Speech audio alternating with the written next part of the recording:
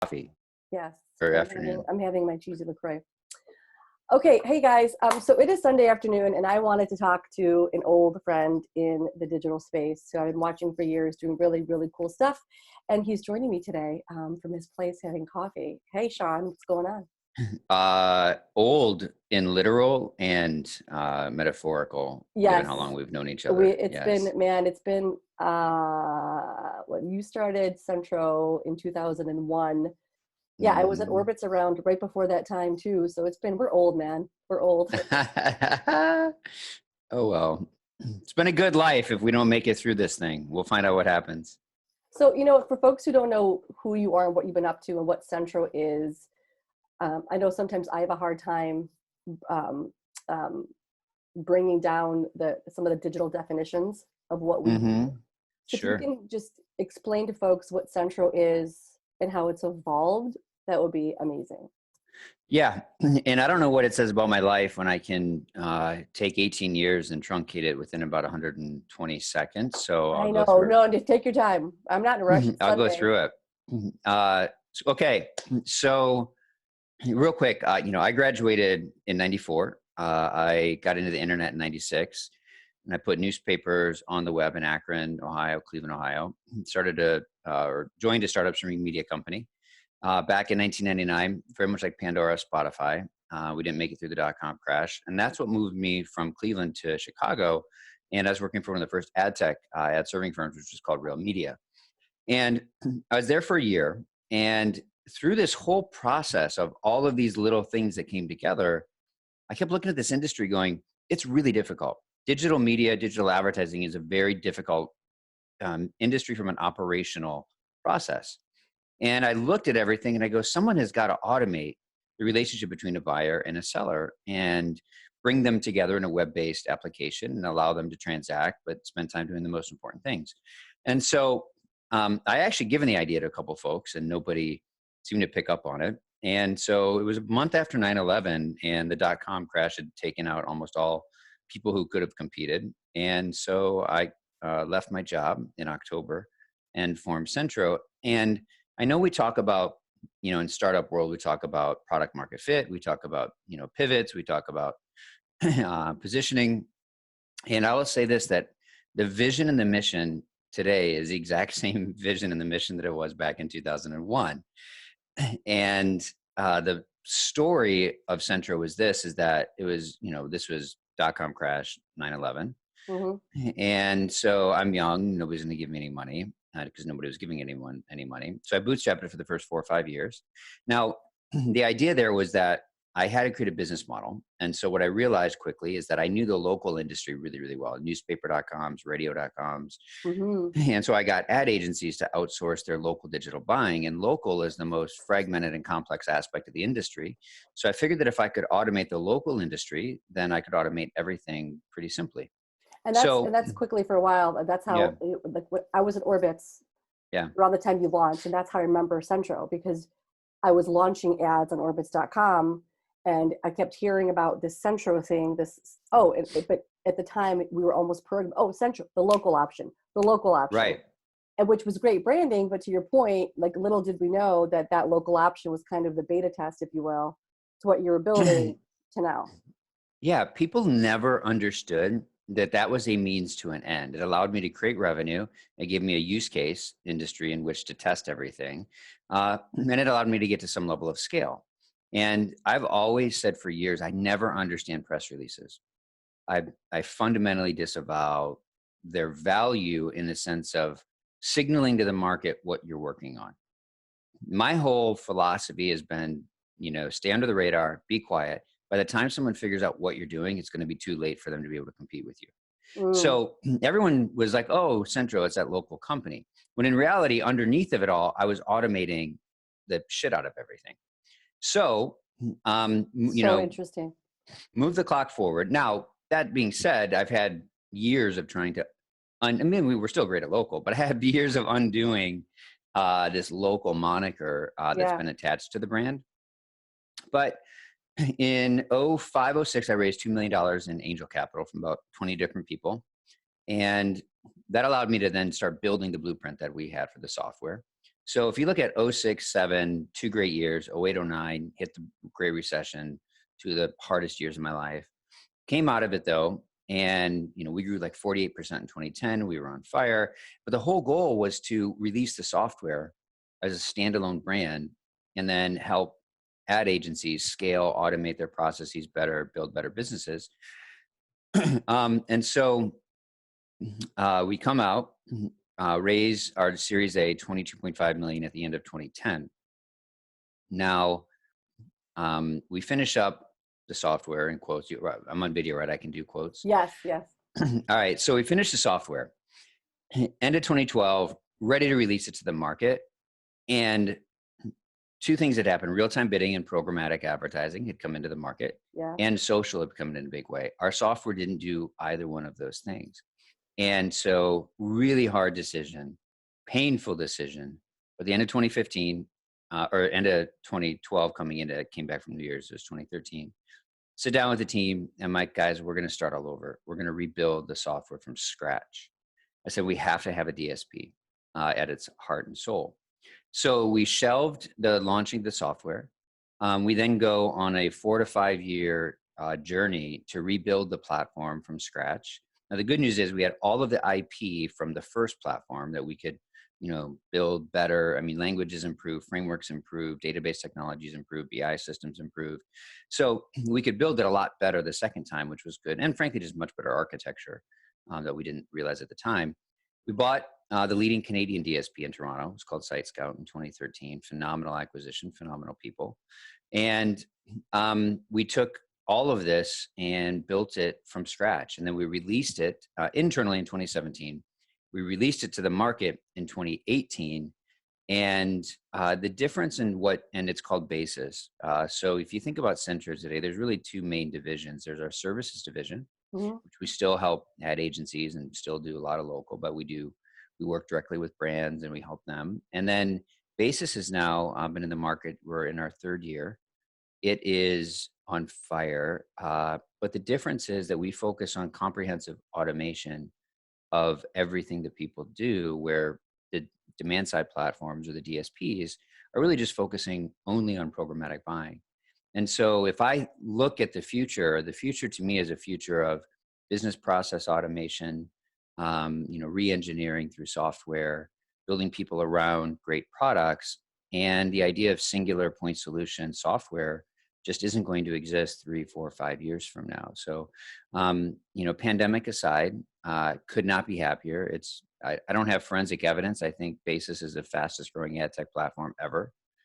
We've got over 400 agencies and brands already up and running. It was growing 200% in Q1, and then we get hit with a virus.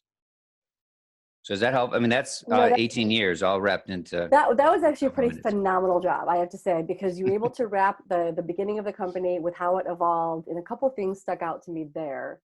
Number one, you still had revenue coming in and a model with local and helping with agencies and still going beyond local, but at the same time rebuilding this software, which to me shows an incredible amount of patience that you had to have, but then having to instill that patience with your team in a time where, especially with Facebook and the world of Facebook, of create, iterate, keep going, just keep going. How did you just, keep everyone's head down in a way, crank it out? Because 3 to 4 years in tech time is kind of a long time in terms of. Well, that's a long time. Look, I've had people who've been, by my side for 15 years.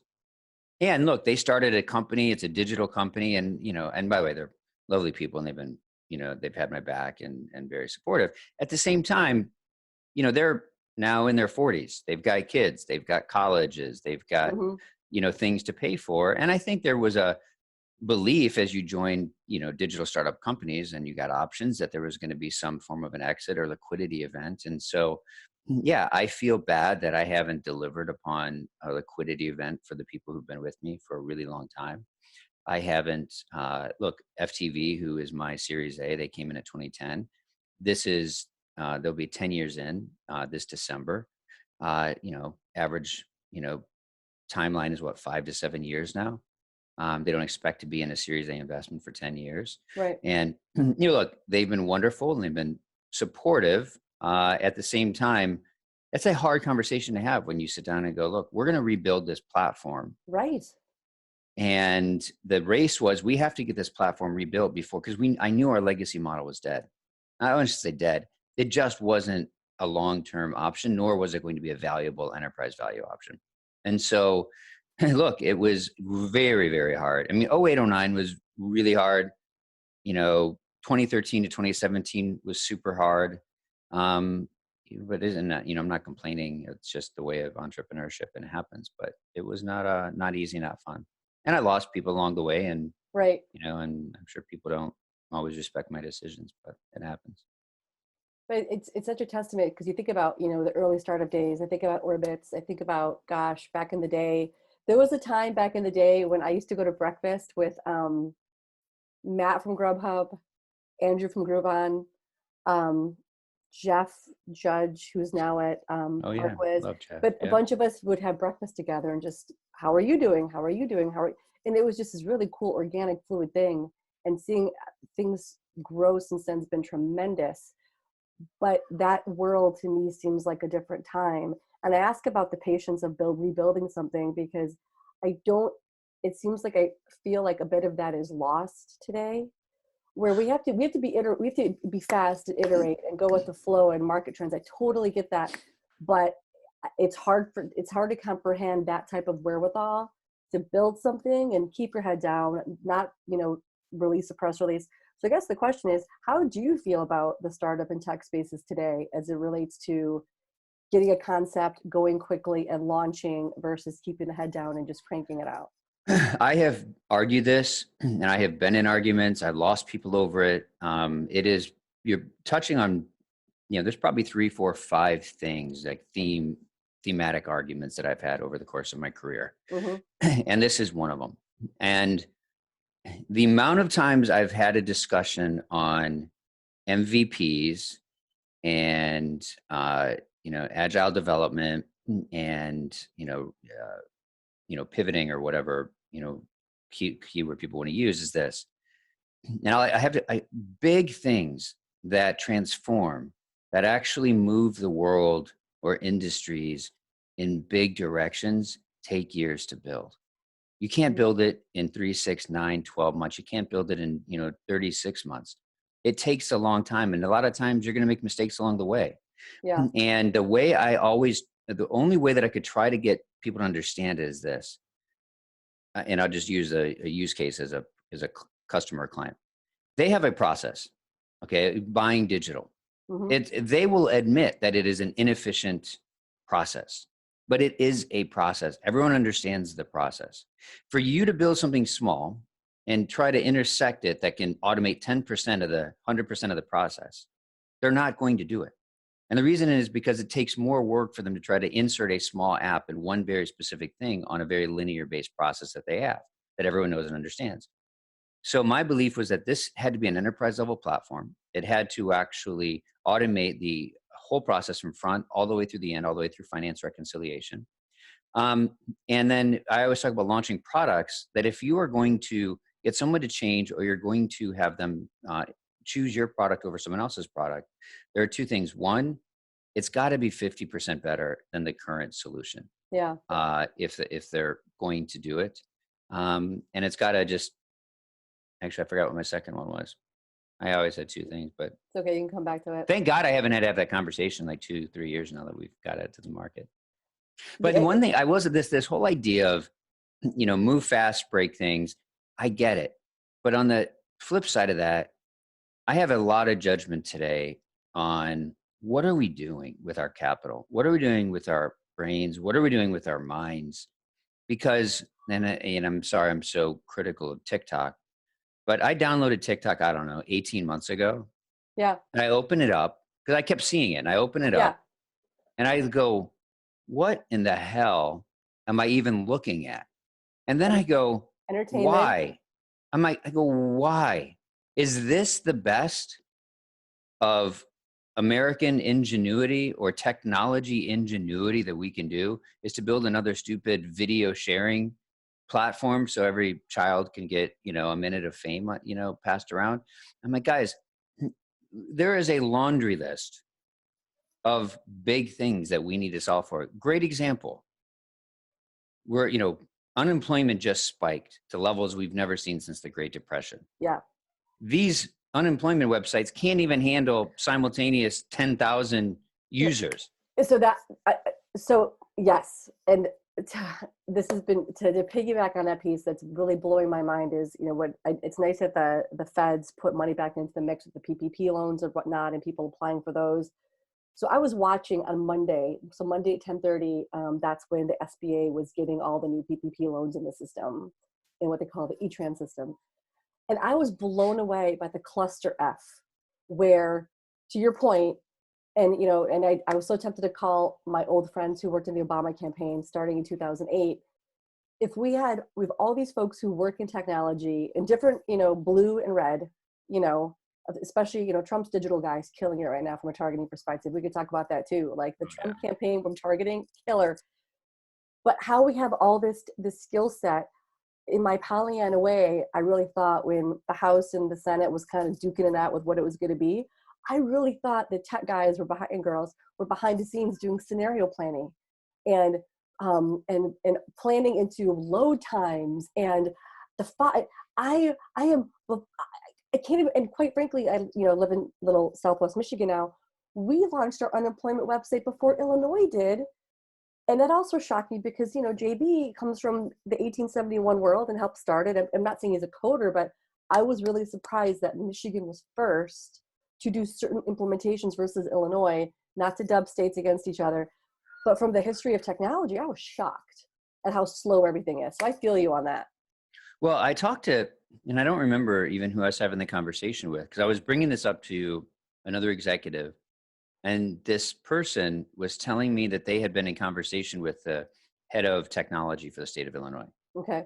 And I go, I don't get it. I said, look, I run, I've got 600 servers, right? And it costs us $12 million a year. And we process 3 million bids every single second of every single day. 3 billion bids, 3 million queries every single second of every single day. And I go, and an unemployment website's not a hard thing to do. Okay. It's a fairly simple, I go on, I fill out an application, it's connected to some other things. And what this other guy was saying, because I've had that conversation, he said, all of these infrastructure systems are 30, 35, 40 years old. They're built in COBOL, they were built in Fortran. And the amount of money that it takes to actually redo those is fairly significant. And they can't ever get it into the budget. They can never approve it. But the problem is that every year that you don't do it, the cost grows almost exponentially from how old those databases are. Yeah. So it's a level of, when I look at our country and I look at the state level, there's a level of prioritization that I just don't understand. And, I know you and I were sharing the Mark Andreessen, It's Time to Build piece, in that the interest rate is zero, if not almost negative at this point. Is there a better time, okay, where to start building bridges, better airports, better highways, high-speed rail, all of the things around from an infrastructure standpoint? We have done nothing. We haven't improved our education system. We haven't improved our healthcare system. We haven't improved our infrastructure. And we still find a way to spend over $1 trillion every year on war. It's like, at some point, guys, our just priorities are upside down today in our country. And I agree with that, actually. I do. And TikTok to me is such an interesting place because I downloaded it, got on it because of what I do, keeping up with applications and how consumers interact. Fine. I downloaded it. Okay. Then I downloaded it again and got back on the app. And I used to hip hop dance when I was in high school. Not a surprise. Yeah. And so I put some videos up just to see. I'm like, oh my God, people actually watch them. But to your point, I'll watch some TikTok videos, and to me, it's a bit of entertainment. But I'll talk to girlfriends, and they'll spend hours and hours, and there's no judgment. But to your point, my whole beef is, if I want to learn how to do something, and let's say I'm binge watching a show on Netflix, or let's say I'm do what I call mindless TV when I'm folding my laundry, watching Bravo, I am conscientiously knowing I'm spending 2 hours doing this. I'm telling myself this is 2 hours you could have spent doing something else. You know, and I'm not saying everyone should use their time efficiently and wisely. And plus, I've got 2 children, but I do marvel at the stuff we're spending time on building and making versus what we really need. You know, how crazy, Yeah. at one point about your Yeah. train travel, I spent some time living in Europe, and I think to myself, damn, how crazy cool would it be if I could just hop on a train and be in New York in the same type of velocity that one would be able to go from country to country in Europe. Right. It would be such a game changer from exploring the world and connecting with other humans and getting empathy outside of where I live to see how other people, I think the lack of what you just said, the lack of bridges, the lack of trains is making us more into living in what I call the cul-de-sac. Everyone's staying in their cul-de-sac and not exploring the rest of the country because why? Why should they? Right. I also, and I try to watch myself because I'm probably wired biologically slightly different. Who knows? Um, I have tremendous fear. I have sadness relative to what I just see today. And here's what I mean. I think psychologically, we as humans, we have to have a goal. And previously, the goal was, survival and just, you know, taking care of our family and all of those things. Yeah. As we've moved into the modern century, basic needs for a lot of people are met.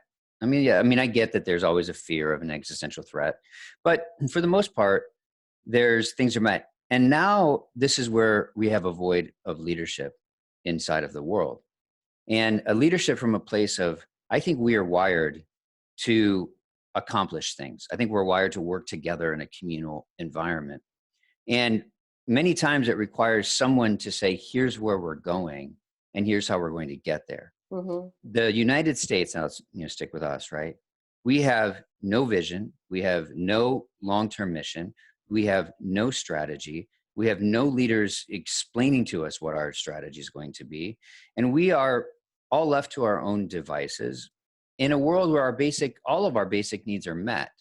So where does that leave us today? It leaves us at a place where we're spending so much time consuming, vanilla content, and that's me being nice about what I see.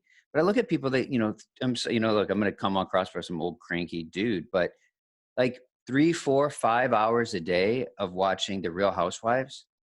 I'm sorry, it's not good for your brain. I That amount agree. of drama Of going course. into your ears and going into your brain cannot be healthy in the long term, because you take that and you apply it to the world. It's why we have so much drama. And then connected to it, look, there's enough studies already done on social media. It depresses us. It doesn't make our lives happier. It doesn't make us better. And yet we just keep bringing more and more and more of it. And it's like, if we could redirect time, energy, and getting us to a place of, I keep looking at, this moment I feel we need. And it's a horrible analogy, but if you look at what we did in the Manhattan Project, Right. really to try to win World War II. I mean, obviously, you can have your own opinion on what the result of that was, Yeah. but it ignited imagination, creativity, desire, momentum, productivity of people to accomplish something. We can take that and apply it to education. Why are we 37th in this country in education? Why are we number 1 in incarceration? Why are we number 1 in paying pharmaceutical drugs? Why are we, 25th relative to Freedom Index? Why do we rank D- in infrastructure at our country? We are the richest, most powerful country in the history of this world, and we aren't even in the top 10 of anything in this world that I is always of wondered, importance. why we couldn't, it's so, again, it sounds so simplistic, but I spent 6 weeks living overseas, and then I spent 2 weeks as a parent living overseas. And I came back and I thought, why can't there be an envoy? Meaning, okay, what if, a couple teachers, some parents, some senators, House of Reps folks got together and spent 6 months living in Europe.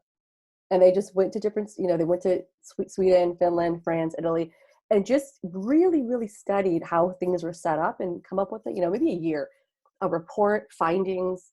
I know that exists because I've read it in the Times or the Atlantic, but it seems like we're not doing that. Just go over there.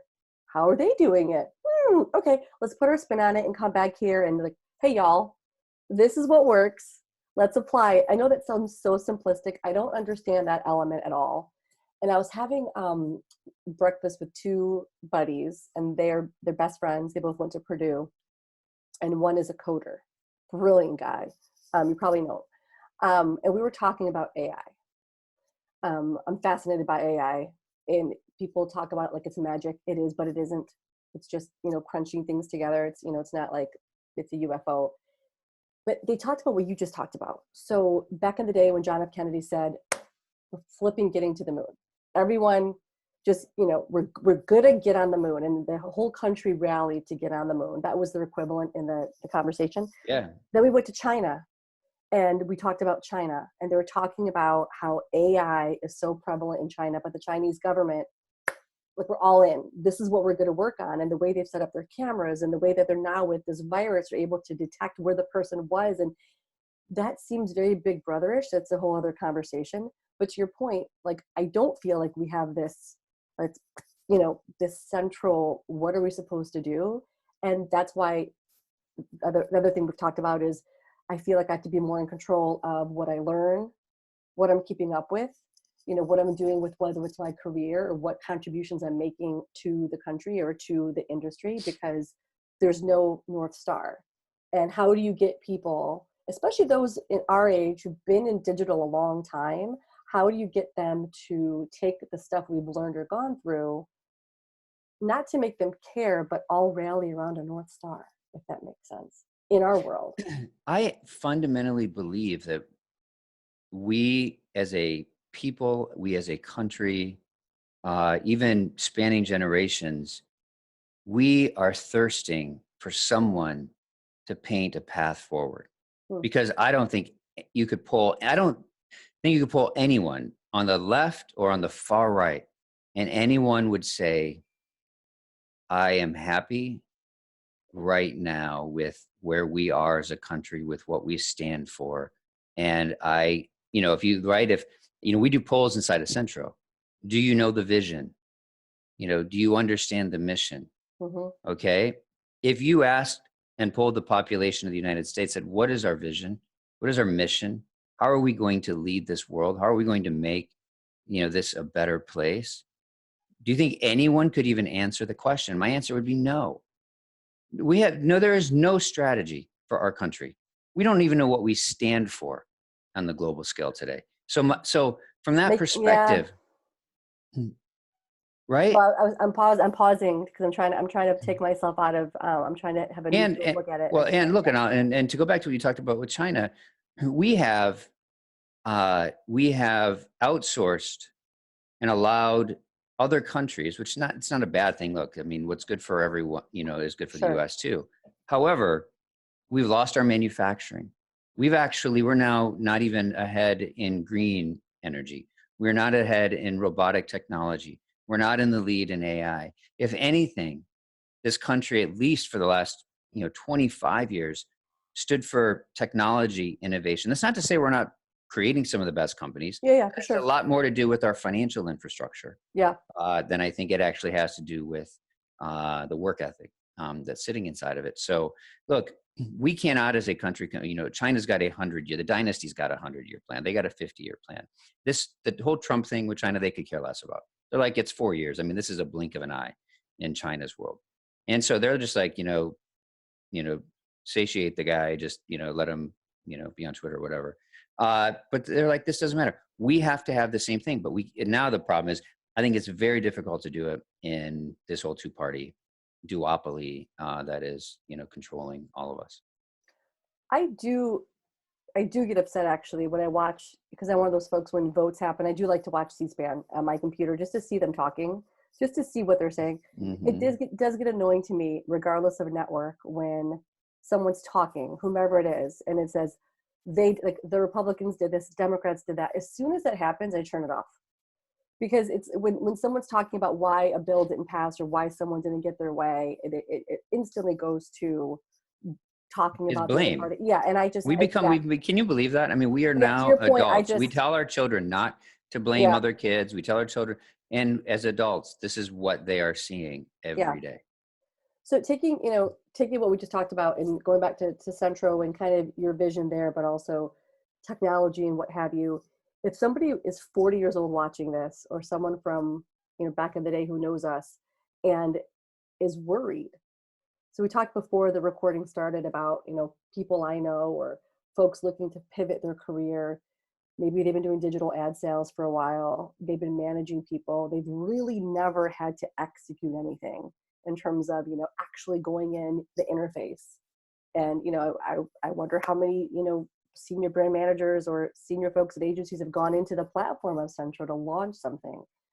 What do you say to them, or what do you say to your employees? We talked once before about a meeting you had talking about strategy, and employees were asking how they can stay on top of things and innovate. Because you mentioned automation, business processes, other processes. Automation, the word can scare a lot of people. What do you say to folks who want to stay in the game, but are worried about so much processing and if they're going to be obsolete in terms of their skill set? Um, I would say to anyone who's worried about it that you should be worried about it. And if you're not worried about it, you're being irresponsible to your own life.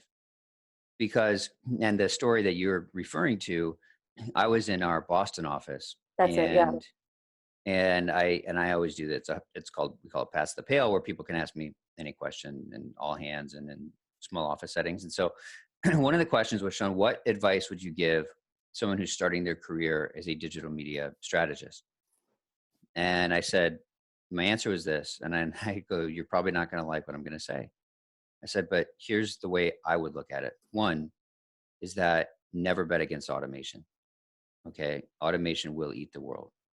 You have to take an objective look and look at what you do every single day and go, can a computer do what I am doing? And if the answer is yes, then you better figure out a way to do something different, do something better, or get into a different leadership type of a position. I believe within 5 to 10 years, the role of media planning as it exists today won't even exist. Most all of it will be done through AI, through machine learning, through AI building actual media plans. So if that's true, then you have to go, okay, well then what should I be doing? So even if I really like the career and I like my job, the one thing I said, I go, look, there will always be demand, there will always be value for someone who actually understands the future. I said the future hasn't stopped. The future is still coming. So if I look at where the media industry is today, and we've got mobile and desktop and connected television and tablets and digital out of home, which is still on the beginning of its S curve. Great.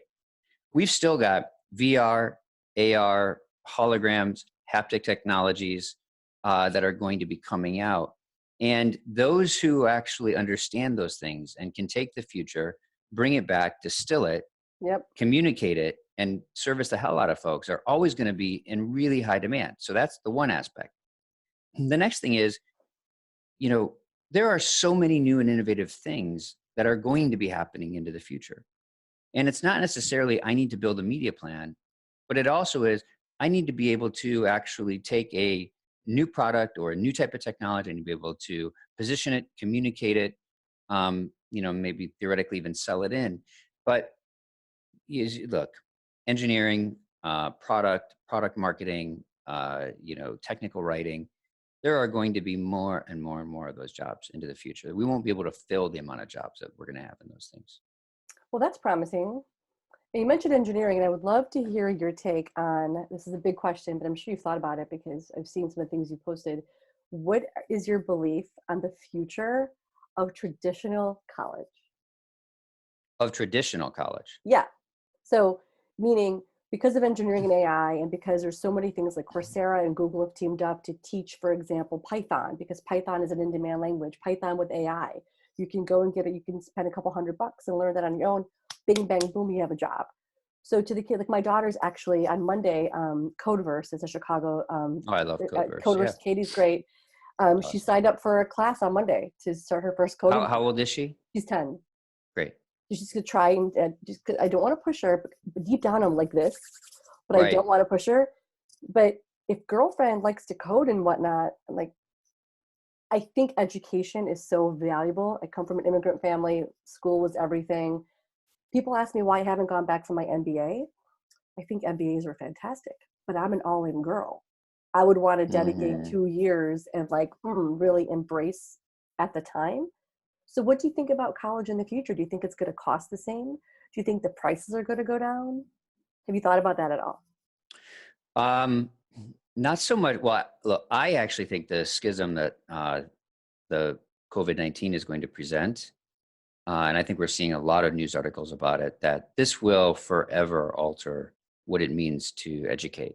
And Yeah. I think that's actually true. So so that has more to do about the cost and the price and things like that. But if we move back to what's the value of a 4-year college degree, Yeah. uh, I blend that with something else.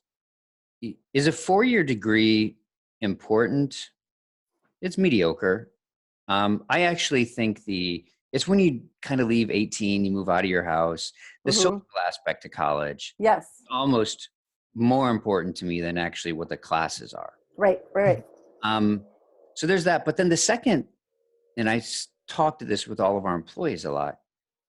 If you think that learning stops once that diploma is picked up, okay, you will not be successful in your life. To Yeah. me, in my life, that was the day that learning began. And why I say that is that up until that point, I had to learn whatever the professor was teaching me or wanting me to learn, Hmm. whether or not I actually thought there was any value long term in it or not. And frankly, 75% of the things that I went and took tests on, I find no value, and I found no value in at the time. I wasn't, I got like a 2.5 or something like that in college, and because I just didn't give a shit. Like I didn't care about what they were trying to tell me. Boy, my learning curve went vertical right after. I read, I studied, I still do. Like something dumb. Like a year ago, I started to learn how to play piano. Something that has always been a Hmm. desire of mine in life. Uh, I didn't get a degree. I took some few coding classes. I'm not a coder, and but I started taking a coding class 6 months ago, and then even just something as dumb as 3 weeks ago, I'm like, I need to redesign my blog, and I'd used a pretty simple, subtle, but I just went into WordPress and Yeah. built a website from scratch, which I thought was going to be, frankly, a lot easier. I was shocked at how difficult it was relative Yep. to what I was expecting, Yep. but it was so cool to sit and learn and to Right. use all the different tools Right. inside of that. So Right. I think that just as education goes, that, and the thing I'm putting a tack in for the future, I fundamentally believe that VR and AR and mixed reality is going to absolutely democratize, revolutionize, reduce the cost. I think it's actually a better learning system. And I think 15 years from now, education will look very different from where it's at today. At least I hope it does. I just need VR to implement something because I didn't realize it until I started using VR that I get a little nauseous. Yeah. I'm one of those. I didn't know, and I also didn't know that I was claustrophobic until I got my first MRI.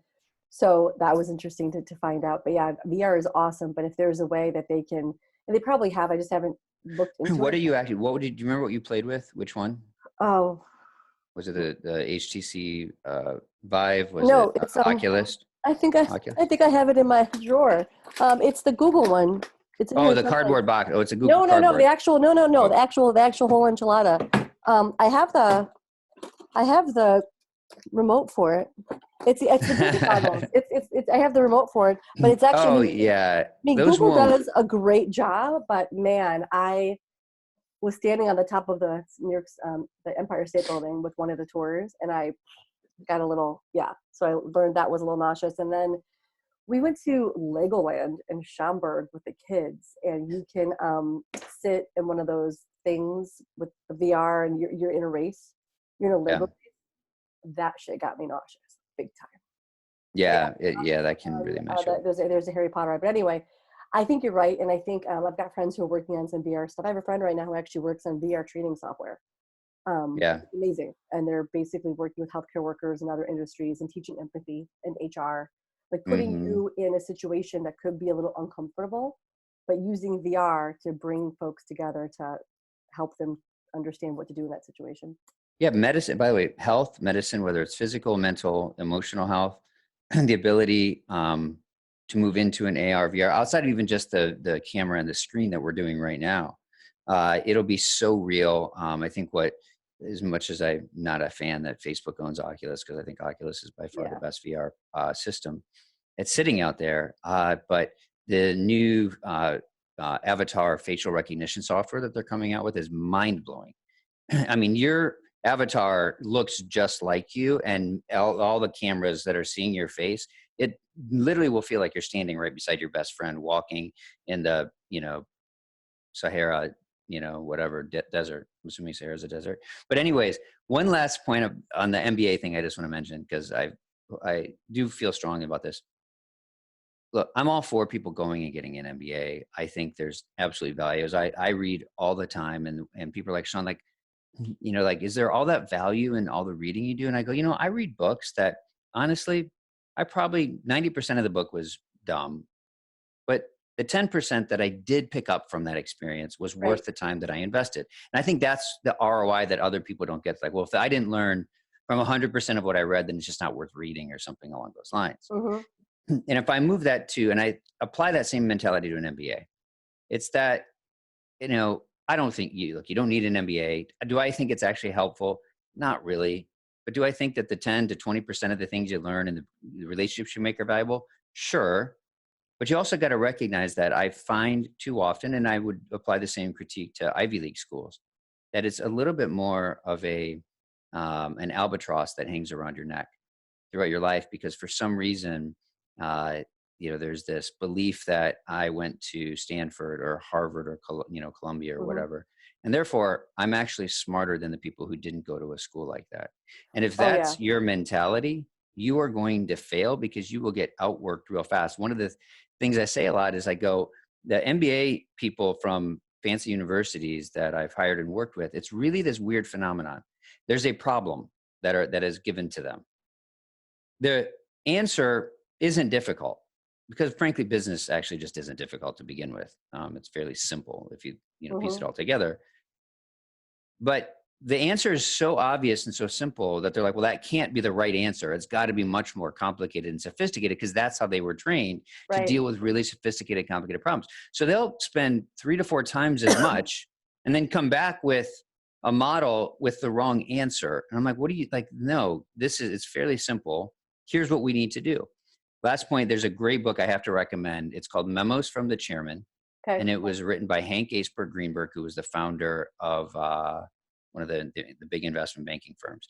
And all the book is just memos he sent to his company. That's it. It's just a book of memos, real, true memos. And one of them, he talks about how the big trend in Wall Street was hiring MBA students. And he says, we will also hire MBA students. He goes, we will also interview and recruit students with MBAs from these schools.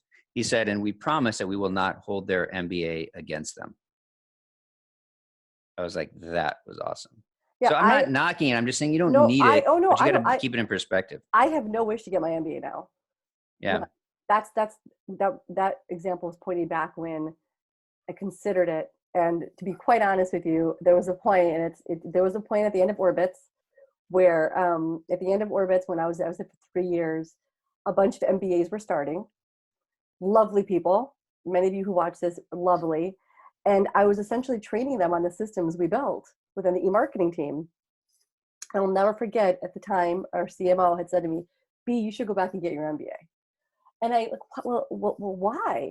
Because there was a time in Chicago Tech, Right. especially, the MBAs were coming in and lovely people, but had no digital marketing experience. And then we were training them. And that was my first lesson of, do I really want to go back for my MBA? Because at that time I was contemplating, well, what part of my life will I put on hold because I want to go back full time for 2 years and then eat all that debt? And I think there's a word you just used that I love, and I might steal it from you and credit you for it, outwork. I think there's an element of outworking I've always been a competitive gal. I think it's because of how I was raised. You know, you're from Ohio. I grew up outside Detroit. You know, parents worked for the big three. I get it. But I went to Western Michigan University and I flipping love that school to this day. It was some of the best education I received and it made me who I am. But to your point, when I graduated school and got the jobs I wanted, I went to Western. So when I started those jobs, it was Michigan State, no. U of M, no. Northwestern, no. Right. And nothing against those schools, but I just outworked everyone else to get the positions I wanted. And that was a huge lesson in terms of outworking. And but I think the outworking still has to continue. Like you're mentioning, you're reading, you're growing the biz, you know, we're almost at our hour. And I wanted to kind of tally this up with, speaking of your biz and thinking about the future of Centro or whatever else you're working on. It's such a cliche question to ask because people ask it. It's like, you know, but what's next for Shawn? You know, what is next for Shawn? What's eating at you? Because you also, folks, you're on a lot of different boards, and you're also, we didn't even talk about, you're an investor with the fire fund. You know, talk about anything there that you're working on or that you want people to know about. Yeah, let me just quickly, I just want to mention this because when I sit down with kids from inner city schools, high schoolers, could be great, you know, and we have people that come in our office just to visit, see what it's like, you know, in the normal world. And I give a talk and I give them four pieces of advice. And this is the best advice I could give any kid in the world. And the first is I go, you know, you got to remember, these are mostly, you know, poor neighborhoods, you know, inner city schools, all public schools. I go, the first thing you got to understand is life isn't fair. I go, and the sooner you recognize it, accept it, and get over it, the more successful you are going to be. I said, because the truth is, everyone in this room, you have every excuse of why you can't be successful.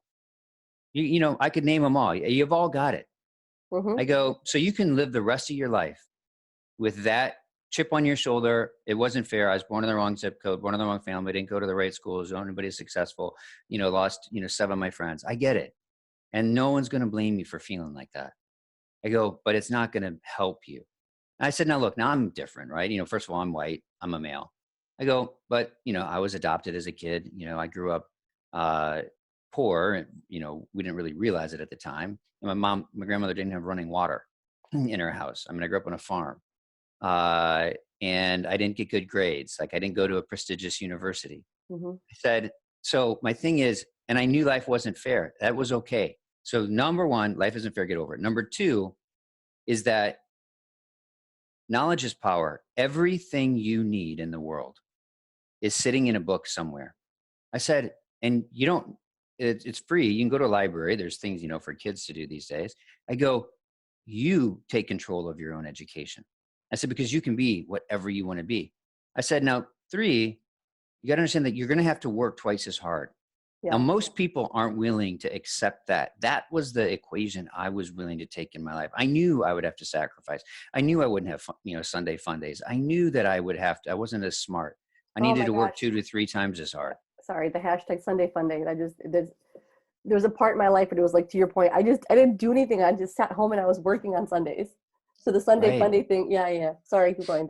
Well, my only thing is, look, it's like, look, everyone can give you a reason why they can't or shouldn't, or it would be hard for them to be successful. I get all of that. Okay. So you can live your life from that as a place of a victim, or you can become powerful and take control of it and just go, this was a gift. Thank you, God. You know, because it allowed me to understand what the true meaning of work was. It allowed me to actually, you know, create my own path in education. And I just believe that God brings us things that actually help us. I mean, there are reasons why I was adopted. There were reasons I was adopted by this family. There were reasons why I grew up on a farm. There was reasons I went to church 3 times a week. Like there are reasons for that that are beneficial. And I don't look upon it as in a place of victimhood. Look, as far as I go, personally, my entire passion, and this goes back to high school, was politics. And I grew up, sorry, I connected. I grew up very religious. And there was this, you know, the character of Christ to me was one who tried to make the world around them better, you know, promoted peace and healing and non-judgment and all of these things. And I'm looking at a world and I'm going, and for some reason that ideation just always sat with me. And I'm like, how can I improve the world? The goal in my life is that, I was born, I'm going to die. I don't know when that is, but I want my, whatever to read that the world is better because Shawn walked on the face of this. So I'm going to leave this place better than how I found it. And frankly, I'll measure my own success by how much better the Mm-hmm. world is from my time I leave. Now, that has just driven me to a place of, although I highly considered becoming a minister, I made a decision that I really preferred government and politics, but I also was nobody. I didn't have any money. And so I was like, I should probably start a business because we've got too many politicians and too many lawyers. So step one of my life was to start a business by the time I was 30. I wanted to be out of business at 42. I'm now 47. I shouldn't have said that in public. But anyways, I'm 47 now. And to me now it's about what is that next step? And I'm 110%, 50% in Centro.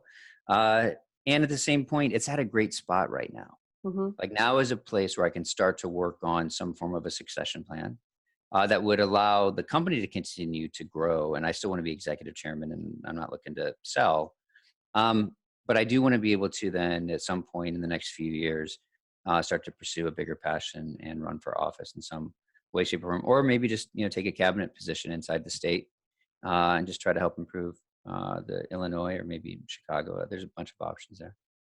I can see that. I really do think, we've been friends for a while, but even just seeing your thoughts on things, and I've always appreciated that you've brought logic and kind of independent like thinking to different topics and different issues we've been facing just in general. And it's refreshing because, to be honest, there aren't a lot of people I know who run companies in the city and are as vocal as you are and are able to have a successful business doing what it's doing and innovating, especially now with Basis and what you've done, but also feel comfortable to just kind of share what you think, because we do live in a polarizing society where it's like, ooh, I know what side they're on, or I know, and it starts to just naturally pull people apart with them without even realizing. So I actually do appreciate, you sharing what you share. And I'm hoping that over time, it actually gives people comfort to be a bit more comfortable with sharing their thoughts on life or just whatever it may be, without the fear of, will it affect them at work or will it affect, their company? And I just like the way that you've approached it the last decade plus with how you think. Well, thank you. I also just say it's unhealthy. The tribalism, the two-party system, and look, I don't want to get into it. We can't get in, but I started with a few folks 7 years ago, organization called Unite America. Yeah. And Unite America is really built around this idea that the duopoly that controls our country is unhealthy and people aren't working together. They're trying to tear each other down. And we as a country and as a society, nobody's going to get everything they want, but we have to figure out a way forward together. And today, when all this is backbiting and trying to throw the other party under the bus, we're not moving forward. If anything, we're probably regressing. So how do we come together? Because if I'm running a company, imagine if I start my meeting and before we talk about the problem, I ask everyone to say, are you left or you right? Sit on the either side of the table. Right. Okay, now here's the problem I want to solve for. And they're like, well, that's not how I want to define the problem. They can't even, the left and the right can't even define the problem in the same way. So therefore you can never even get to discussing what potential solutions are. It is sick, it's unhealthy, and we are not going to improve unless it gets changed. And I fundamentally believe we can't change it inside of the current structure, especially the primaries and how it caters to the extremes. So there's a lot of work going on. I'm surrounded by ridiculously smart and talented people at Unite America, the board, the consultants. But I think there's an appetite today. And I, in a weird way, think that I think that the pandemic, I think are exposing all of the things. And I think this might be the thing we needed to really get to the other side of whatever the other side is of where we're at today. Because we can't continue, Blagitza. No, this is just not something we can. It's got to be a reset. I mean, even where I'm at, and just living back in Michigan, an hour from Chicago, but it does feel like a different world at times. I grew up here on the other side, and it's like my own publicity PR firm where people are asking me like, what the hell is happening in Michigan? What happened at the Capitol? Why are there guns? And so it's a whole other type of analysis, because it is interesting being from a state like Michigan. You know, I grew up with cars, but I grew up with hunters, and I grew up with immigrants, and it's just, and it's, you know, I almost wonder, this is a whole separate conversation, but we have this United States, and now with the governors having so much decision making because the federal support isn't there, I'm fascinated watching what's happening in Cali and what's happening with Como, what's happening in Michigan. That to me is fun to watch, like how they're all just like, all right, let's just get her done. That's a separate conversation. So Shawn, I just want to thank you. This was great because you are touching on so many fun, juicy, really meaty topics. Well, it was time, you know, like who can I talk to? And I might do more of these because there's so many people we know. I'm trying to kind of also not bring back the family, but there's so many folks who've been doing really great things since the beginning of the internet from the 90s and on. It's just cool to see what everyone's up to and how they've progressed and how the company's progressed. So I will add links to all the different interwebs where people can find all of Shawn's stuff and know more about Centro and what the enterprise is doing. Thanks for your Sunday It's time. a thank you. Stay safe, stay healthy with everyone. Loved it, and I hope to see you IRL soon. I know, IRL with some beers or something out someplace. Bye, Shawn. All right, Bye, take everybody. care. Bye-bye. Bye.